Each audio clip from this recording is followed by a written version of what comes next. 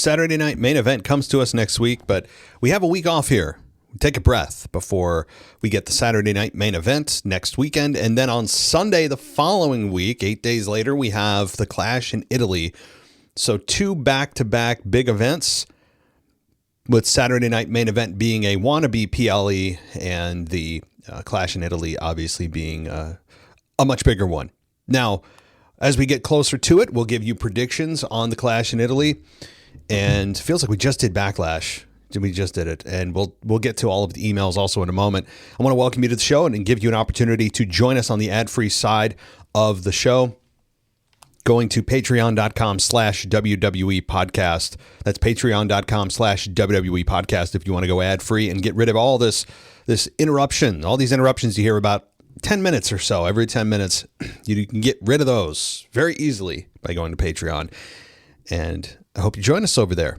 If not, cool, no problem. You can always join us here, and most of you do. So thank you. Now, I want to address John Cena's criticism quickly of the criticism about the John Cena Classic. Now, you guys have heard about my take on it. I have been very critical to the idea, and John Cena has responded to that criticism, not mine specifically. But let's talk about it. This is what John Cena said about the criticism. This is according to CBS Sports. He said, quote, "Now, I've heard the perspective of wins and losses don't matter. That's a very valid point. I love listening to feedback. That is such a political way to speak, a very corporate HR sanitized way to speak. I love that question. I love that feedback. Shut up. No, you don't. No, people don't actually speak like this. Normal people don't talk like this." But let's continue. It gets worse. And I'm a big fan of John Cena and his work and his contributions. But all right, let's continue.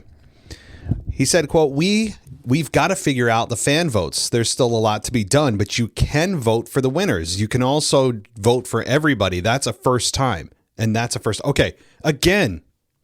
Okay.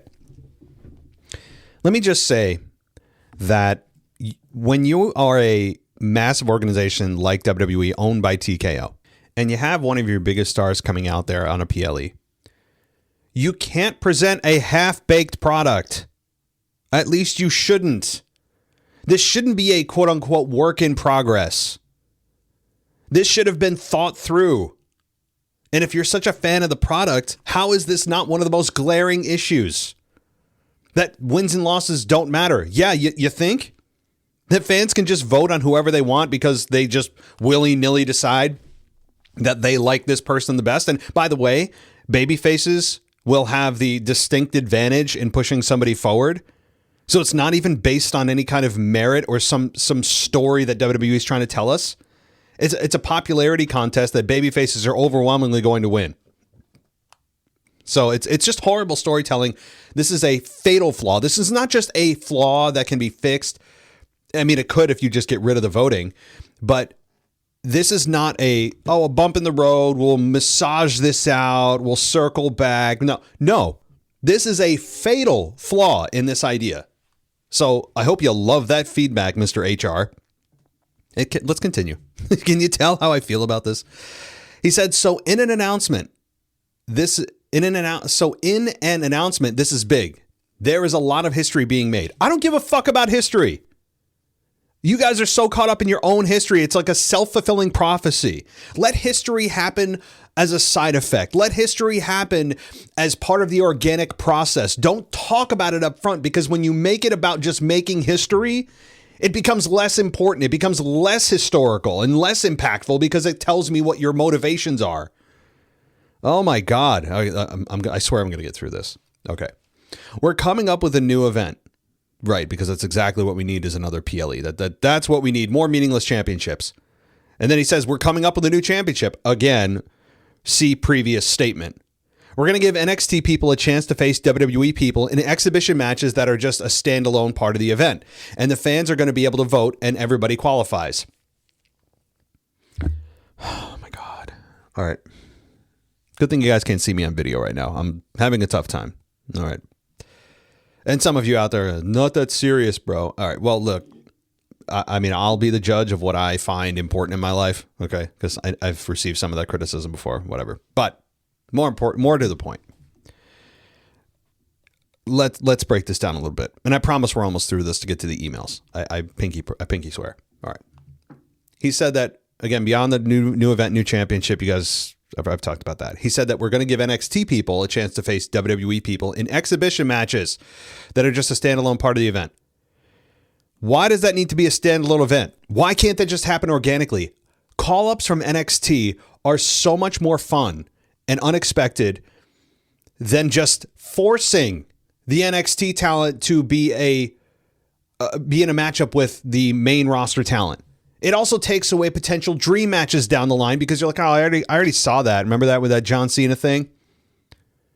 It takes away some of the magic. I understand that his whole thing is trying to give back. Well, figure out another way to give back.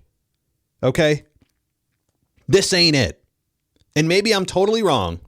Maybe this will be a rousing success, but I have watched wrestling longer than John Cena's been a part of it.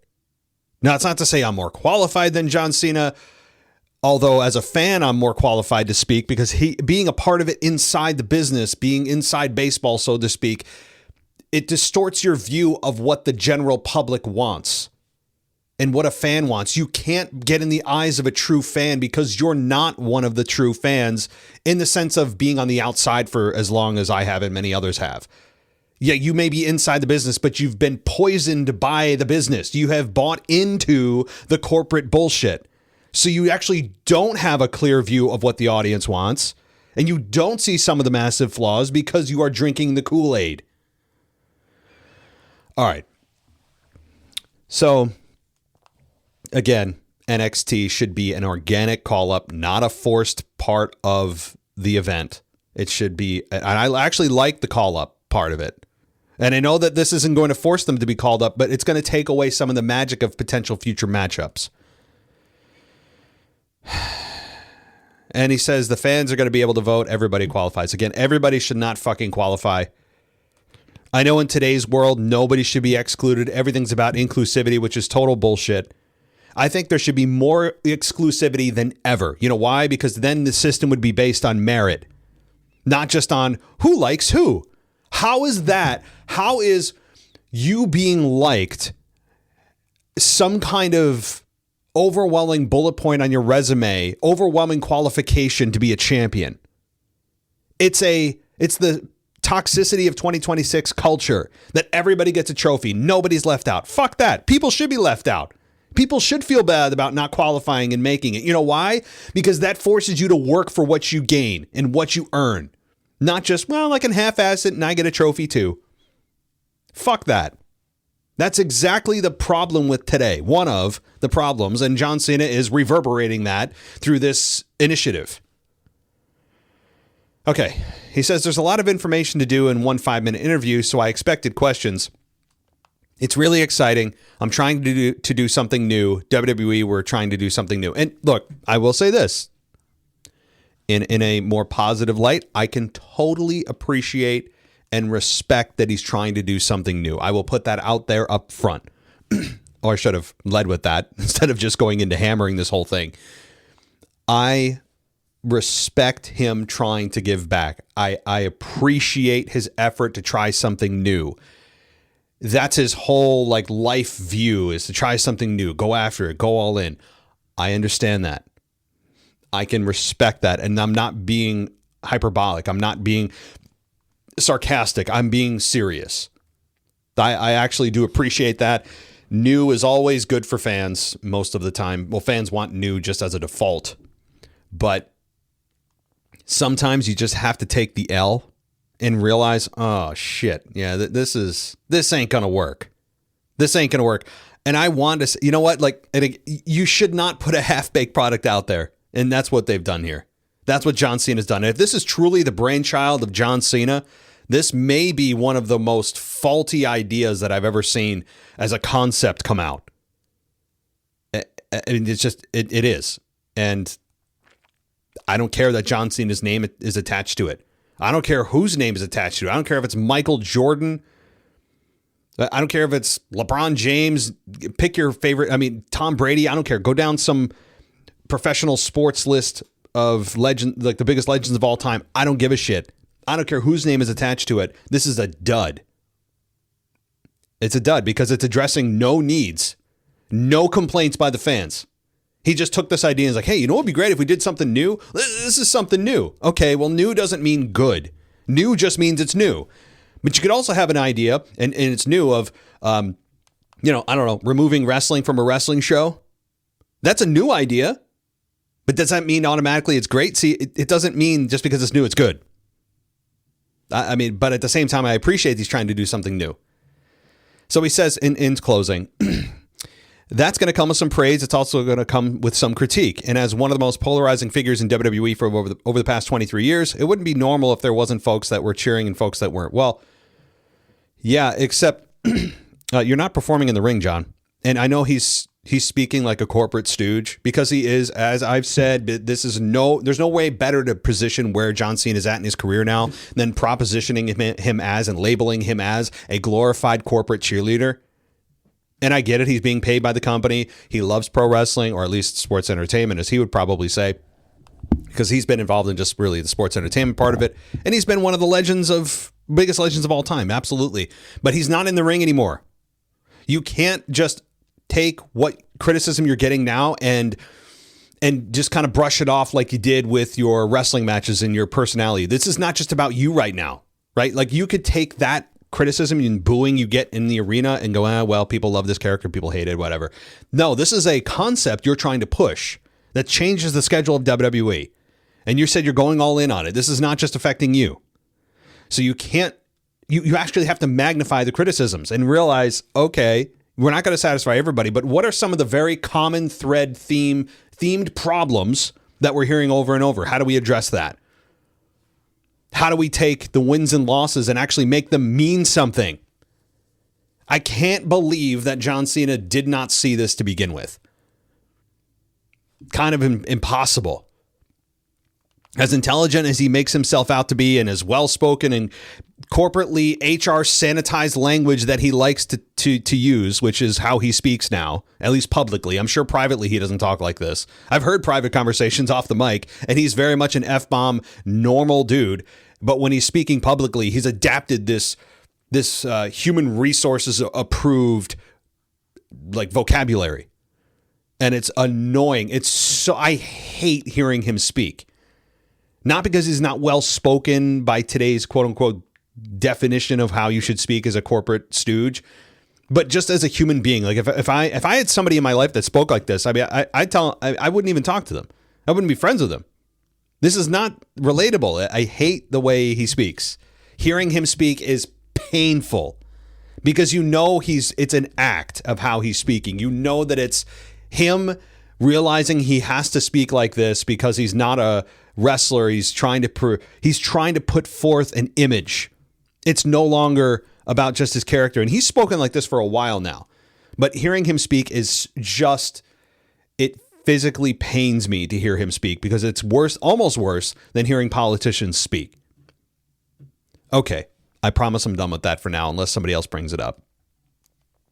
Good God. All right. So some of you, here come the comments. You spent 15 minutes too long ranting. Okay, again, if you guys don't like the rants, and many of you on Spotify, for whatever Spotify, I mean, just has issues with me, the Spotify fans, which is fine. I mean, I'm happy you're listening. That's cool. But some of you just don't like the rants, and I guess I don't know what to tell you. There's lots of other wrestling shows out there that'll just praise the product and everything's happy-go-lucky and everything, just, it's great. It's wonderful. I mean, I know there's streamers like that. There are streamers like that. Not Santi's app. He's actually fairly coherent. But Conman, good guy. It seems like a genuinely good guy, but everything with him is usually just flowers and roses and everything's great. Everything's great. But anyway, those guys are much more successful, and praise to them. Okay, let's get to the emails. We only have a couple this week. Let's talk to Kay from Toronto. And he says, I apologize for the lack of input, but WWE has pissed me off to no end. Booking is predictable and boring. Just seems like an old horse keeps getting flogged. Some of the pros, though, Danhausen, I would agree. Yeah, he's a character. He's not a wrestler, but he's just like this cartoon character that has been successful. That's how I would kind of categorize Danhausen as a real life cartoon character that has found success. The new ladies factor with JC Jane, I would agree. Yes. I would agree that faction it's got some momentum behind it. It's new. They're young. They're call up. See, this is how NXT should be presented, not in a forced event. But continuing, the potential of Liv getting attacked by Roxanne. Yes, which we all know is coming. That tension's building with Roxanne and Liv. Could end up being a SummerSlam match. The bringing up of Joe Hendry and Sol Ruca. Yeah, although I would say that Joe Hendry's call-up has been lackluster because they missed the boat by about 2 years when it comes to his peak popularity and interest. I mean, this should be much bit more of a big deal, and it's not. It feels kind of like, oh, they finally brought him up, huh? They didn't strike when the iron was hot. It's cooled off significantly, and now they need to figure out a way to heat it back up. But Sol Ruca has been a really fun addition. Yes, she had a horrible botch on Raw, like embarrassing, but it happens. But overall, I think she's going to be a big player on Raw or on SmackDown, wherever she ends up ultimately. Breaker versus Rollins, I would agree. A lot of fun. Gunther, yes, when he actually shows up, they keep him off TV like much too often. I want to see more of Gunther. To me, he is like one of the sole men on the roster that makes it feel like a pro wrestling show. You know, he's not a character. He's just Gunther. He's this badass dude that has an awesome look, a great facial structure. I mean, he's just got a great facial structure that just he's born with badass looks. And he's worked his ass off to get his physique in line, and he is just pro wrestling. He is what pro wrestling is. I love it. Now, one thing that I will mention too, and this is my final thought, I promise, on the John Cena Classic. Okay. If you have the fan voting, I'm going to say this in a calm voice. If the fan voting goes through as described on at Backlash by John Cena, if it actually is true that fans can vote through whoever, even though that said person lost, and they can vote on losers, which again is just so horrible, then why even have a wrestling tournament or whatever structure it ends up being? Why even go through the wrestling part of it? Because all that matters is the votes. Ultimately, they can supersede and veto any decision in any of the matches. So the matches are actually useless. If the fan votes are really what will determine who wins and loses, then it's just stupid to put wrestling around it, because that doesn't have any say in the ultimate finish, in the ultimate winner. You know, like the wrestling, you could just have a bracket if they do tournament style. You could have a bracket with all the people that WWE has decided to put into this. Again, we'll pretend it's a tournament. In this tournament, and all you would have to do is just ask the fans, who do you want out of these, 20 people to be champion? That's it. That's all you'd have to do. Because ultimately, the matches don't fucking matter. Do you see what I'm saying? That's how flawed that is. That's how flawed that whole premise is for the John Cena Classic. That actually you don't need to have any wrestling. You just throw 20 pictures up and say, vote on who you want to be champion. That's really what you're asking. You don't even need the wrestling. Okay, moving on. Said that kind of calm, but not really. All right, the cons. Cody. Yeah, I know. You're still, I would agree. But I would think, here's a prediction for 2026. Excuse me. Cody Rhodes turns heel in 2026. What about that? Would that change your opinion, Kay? Secondly, the continual tribal nonsense, including Solo Sikoa. Yeah, I'd agree. I don't need to see any more tribal warfare, inter-family Samoan rivalries. I don't need Solo versus Jacob, Jacob versus Jay versus Solo, Solo versus Roman, Roman versus Jay, Jacob versus Roman. I don't need any said combinations. I know they're trying to bring Jacob Fatu up to that next level, but here's what I'll say. They've stifled it by putting him against Roman Reigns, one of the biggest baby faces of all time right now, arguably the biggest baby face in the company. And now the fans don't know what to do with Jacob. The reaction is like, it's negative because he's attacking Roman and the fans are going to side with Roman if they had to choose. But also the reaction's kind of dulled for Jacob just generally because the fans don't know what to do anymore. They had a nice organic push for Jacob. He was the guy that the fans were supporting, especially coming out of the MFTs. And now that he's faced Roman once and he's going to face him again and he's attacking Roman, he's being vicious, the deathlock, whatever it is, they have put the fans in a position to go, I don't know what to do here. Like, this is confusing. Things were going well, and then you put him against Roman, and what am I supposed to do with this? It's weird. It's weird. I don't like the combo. It was too soon to do that. That's a story you build up for over a year behind the scenes or whatever, and then it would have worked and the fans could have eventually got behind Jacob, but it just happened much too quickly. But the tribal stuff, I don't need to see any combination of anyone at all. As if you're Samoan, you should be disbarred and you should be arrested if you are put in a storyline or whoever comes up with the storyline to make Samoan versus Samoan in any capacity at all. At all. I mean, unless they're able to resurrect Umaga, which is a shame that he's no longer here. But Umaga, that'd be a fun little combo. Imagine Umaga versus Jacob Fatu. What the hell? I mean, geez, impossible as we know. But just think about Umaga, like the late 2000s Umaga versus the current Jacob Fatu. You talk about a dream match. My goodness. All right. And the Asuka crap. Well, I would actually have disagreed a little bit, Kay. Asuka is... if you're not enjoying her work right now, she's going to be gone for a little while, according to reports that she has some personal business to attend to in Japan. So whatever that means, I don't know if we should expect to see Asuka back even the rest of this year. I don't think she's totally done with WWE, but honestly, based on what I'm hearing and the feeling I'm getting, I would say maybe around January for Royal Rumble is where we would see her back again, if at all. I mean, I could be wrong and she's back in SummerSlam. I highly, highly doubt it, or maybe later this year. But for now, I think Asuka's taking a break, dealing with her family, maybe just overall deciding, hey, I might be done with wrestling. So, okay, only tip of the iceberg, missing Drew, and glad CM Punk is nowhere to be found. Well, I think CM Punk will be back in the coming weeks, so get ready. But also Drew McIntyre. I do miss Drew, but it's also nice that he took a break. See, time away can do a lot of favors for a lot of people.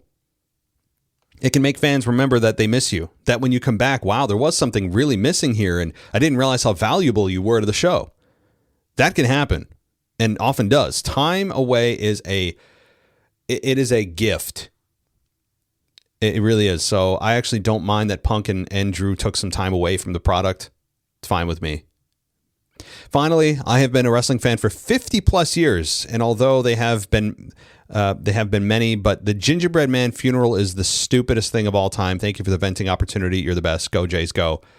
Yeah, well, Blue Jays are, where are they in the division? Like third or something? Yeah, we got a long way to go in the baseball season. So I'm sure at the end of the day, the Blue Jays will be in the playoffs, whether it's at the top of the division or in the wild card. I don't think you have to worry. Although the Rays, the Tampa Bay Rays are doing a lot with such a low, what have they got? An $80 million payroll, and they are in first place in the American League East. They're an incredible organization. They can do so much with so little. It's quite impressive. But don't worry. I think at the end of the day, your team will end up being there, and maybe we meet again in the playoffs, hopefully with a different result. But now, the Gingerbread Man, hey, I mean, I don't want to rehash this. I think I ranted about it last week. It's horrible. It's embarrassing. It's what people who don't watch wrestling think wrestling is. It's when you have that friend or people that make fun of you or people that look down on wrestling, think of wrestling, that's what they think of, and then it actually happens on the show. That's that.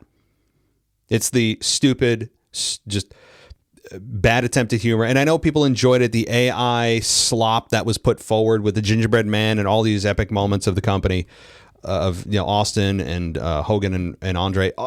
Yeah, I get it. But hey, that's not for me on the show. I don't know really who it's for. I don't want this to continue. I can't believe this gingerbread thing, man, has continued at all. It's just horrible. It's horrible. It's what happens when you get executives who don't like pro wrestling running creative. That's what you have. This is a hatred of pro wrestling. That's when you have people who actually hate what pro wrestling is at its core in charge of creative. This is the result you get. All right. Couple more. Dennis says, hey, I hope you and the listeners are doing well. First of all, let me say I was very amused at your recent rant about Jacob Fatu. With DJ no longer doing the Joe Hendry report on the show, why don't you do a weekly Jacob Fatu rant? Well, I think I did, Dennis. A little bit. I mean, I did a John Cena rant for 20 minutes at the top of the show. But yeah, the weekly Jacob Fatu rant could be a thing, although I would venture to guess that a lot of what I'll say will be repeated, and then it's not fun to listen to the same thing I say over and over and over. But I will continue to give you my opinion on Jacob Fatu. I mean, just by default, because he's going to be a part of the weekly show moving forward, barring some injury. But you'll get it probably anyway. It won't be a separate little gimmick I do. It'll just be what I think about Jacob Fatu that particular week. And since I don't like his character as just a general rule, or who he is as a person, seemingly, I mean, I usually don't try to go there, but you know that I just really don't adhere to or align with much of what he says outside of the ring. I think he is a self-righteous, really soft individual, thin-skinned individual that has also bought into the corporate jargon that Vince should just shut up and watch the product. Yeah. Okay. I won't. I'm starting to trigger myself, but I won't. All right. Online reports are saying that a percentage of the audience left SmackDown during the Gingerbread Man's funeral. If that's true, can you blame them? Paying good money for that shit. Yeah. Well, I don't know how true that is. I've heard that too. Even if it was some people, I don't know how true that is. If people actually walked out from that, I tend to doubt it, only because SmackDown tickets and tickets in general are so expensive. And they knew they had more of the show to go. So people may have walked out, but if they walked out even because of that segment, they probably just went to the bathroom, got merch, whatever, walked around. Even if they really didn't want to see the segment, they just left. But again, people, when they get distracted now and they don't want to watch something, what do? They sit on their phones. So not only would those people, if this is true, be wasting their money, and a lot of money nowadays for tickets, but the default reaction for people who are bored or need constant stimulation or don't like the product or whatever it's in front of them, what do? They sit on their phones. So I tend to believe that's not true. I do. It's a different world now. It's a different world. We have a instant distraction device in our pockets at all times. We have the sum total of human knowledge sitting in our pockets at all times. If you don't like something, what do we do now? We just go TikTok, Instagram. That's what we do. YouTube. Start watching some random shit. So I tend to believe that's actually not true the more I think about it. All right. What are they doing with Rey Fenix? He's a shell of the wrestler that he was in AEW. He was one of the highlights there. Hopefully they will team up with Penta at some point. They're a great tag team to watch. What I've noticed is that TKO seems to have more interest in Raw than SmackDown. SmackDown had less matches at WrestleMania than Raw. SmackDown has more of the comedy acts on it. Danhausen, Minihausen, Truth, Miz, Wilson, which is too much on one show. I like some comedy on wrestling, but not too much. Well, again, that just reiterates my point that TKO executives, not Triple H, I believe, TKO executives value comedy over what actually makes wrestling great. And that's fucking wrestling and characters and storylines that make sense and are relatable. Not everything needs to be deadly serious with Gunther-like characters in a military style format. No. But you are seeing this trend, especially on SmackDown, towards the comedic, non-serious, childlike storylines with Sami Zayn and the Gingerbread Man and Trick Williams and Lil Yachty and, as you said, Minniehausen, Danhausen, the midgets, the Truth, Miz, Kit Wilson. It is a bit skewed, no doubt. And SmackDown it's a bit of a mess right now. But as far as Rey Fenix goes, too, I don't know what they're doing either. I didn't watch much of his work, admittedly, in AEW. I'll take your word for it. But seeing him in the WWE ring and the talent that he can showcase, I don't know what they're doing either. And I think I saw something recently about Rey Fenix. He put out there that he doesn't feel that WWE's given him really any opportunity to show what he can do and give him a real chance. I can't argue with that. They've given him some in-ring time, but I don't think enough to really show and connect with the audience on a level that you would hope he could. So I don't know what his role is right now. I don't either. I'm a bit befuddled. Thanks, Dennis. One more. This is Curtis. And he says, "Hey, Matt, WWE just posted they will be in my closest city near the end of August in London, Ontario for a house show on a Thursday. Friday will be Toronto for SmackDown, and Monday will be Ottawa for Raw.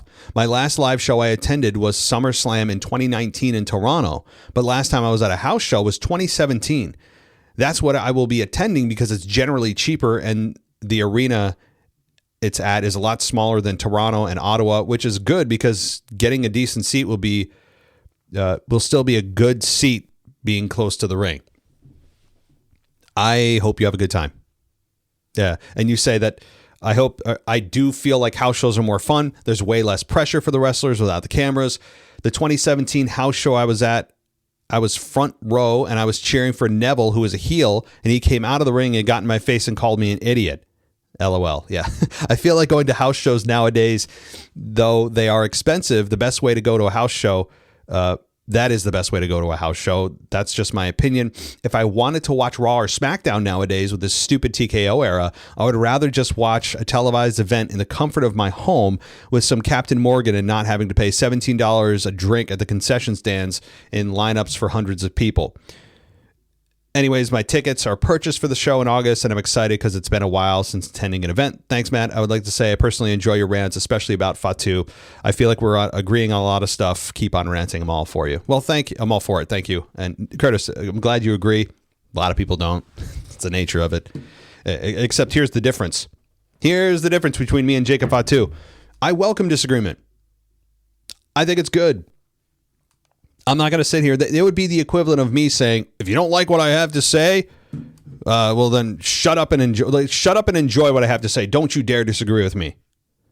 It shows such a weakness on the mind of Fatu or anybody that says that. It's part of being a public figure. I'm not saying I'm a public figure, but I put this out to a public forum and I welcome disagreement. I welcome it. Bring it on, man. It's fun. You know, as long as we keep it civil, which is sometimes difficult to do, people attack you personally, whatever. But as long as it doesn't break down into like death threats and shit like that, which I've seen it. I've even gotten one or two myself over the years. It's like, just grow the fuck up. It's wrestling, guys. Calm down. I love it too. I'm passionate about it, but by the way, death threats are against the law. So people forget that.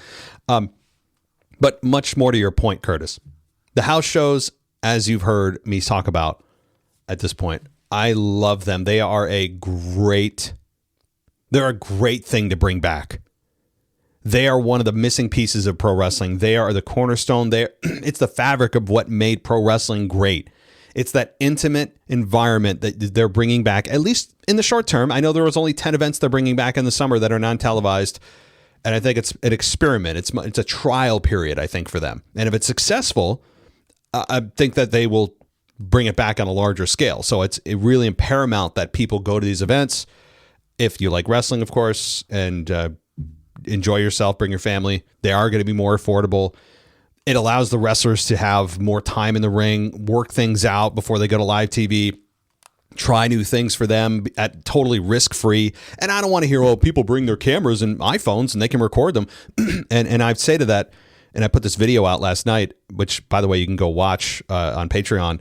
I put a video out about this the house shows and how I think they're such a great thing to bring back. So credit to TKO for at least trying it, and probably begrudgingly because they don't want to be known as a wrestling company. But I think that the wrestlers get more reps. It allows people to remember what wrestling can be like when it's just about wrestling. There's not a lot of hokey bullshit that happens. There's no backstage segments. It's just you in an intimate environment with a much more affordable ticket for you or friends and family that you can bring. Less people. You're not going to have a sold out arena most likely. It's just more fun. If you just like pro wrestling, it's going to be a great time. I think there's a lot about that's good, and especially for the wrestlers. I know that it's like, oh, they're going to have more dates. Yeah, okay, well, guess what? You got to earn your paycheck. I mean, and it's a time for you to try out things that may or may not work on live TV. There's no substitute for being in front of a live audience. I know that in today's TKO and a lot of other corporate spaces, everything's about work-life balance, and I'm a big fan of that. I'm not saying I'm not. I'm a huge fan of that. You should have much more balance on your life than work. But 10 dates out of the year ain't going to kill you so far. It's not going to kill you. Not everybody's going to be a part of the card. It's usually a shorter show. It's a good place to go and play in the sandbox and have no issues. And as I said with the iPhone thing, I don't think I finished my thought on that. If someone records you doing something stupid and it doesn't work and the crowd doesn't react, and someone records it and posts it online, and you may have somebody say, oh my God, well, what if that happens? Well, what if it does? Good. I would say great. Do something stupid that doesn't work as a wrestler. And then you know what you get? Free promotion by fans who post it online. That may end up actually working. When things hit the internet, you never know what's going to catch fire. And what thing you did that you didn't think would catch suddenly is a big thing, and you're making a bunch of money off t-shirts on it. You never know. You never know what could come out of that. So I don't want to hear that, well, it's non-televised, but everybody has a phone. Great. That's potentially 5,000 people in an arena that could be your free marketing tools. Perfect. Who cares? That's great news. Everybody's got an outlet now and a platform to showcase you, even if it's in a negative light. If you're trying to get some attention and try something, that there couldn't be anything better. Who cares? Good. So I'm a big fan of the house shows returning. I think it's a massive positive for everyone involved. And I think it ultimately would be another revenue source for TKO. And I know it won't be their main one by any stretch of the imagination. It'll be peanuts when it comes to how much money they're making on house shows comparatively to PLEs and the streaming rights and all the rest of it. It's peanuts, but it's still a little bit more money. If they're all about maximizing their money, there you go. It's great for the wrestlers, great for the fans. There are no losers in this. Nobody loses. I don't know a single party in this new venture or this resurrection of house shows that is going to be negatively affected by it. I don't know anyone. I don't know any party. TKO, WWE, creative. Creative should be great with really happy about this, because if there's something that they're like, hey, we don't want to put this on air, we don't know if it's going to work, why don't you go out and try this? See what the reaction is from fans. It is a perfect test environment. It's a perfect test environment for creative to try something that they can then maybe bring on air to Raw or SmackDown or NXT. There is absolutely no negative to this.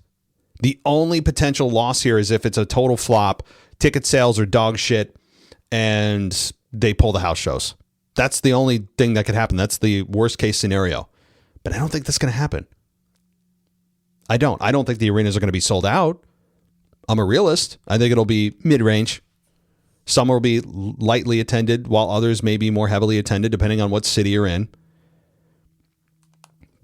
It's great. I love it.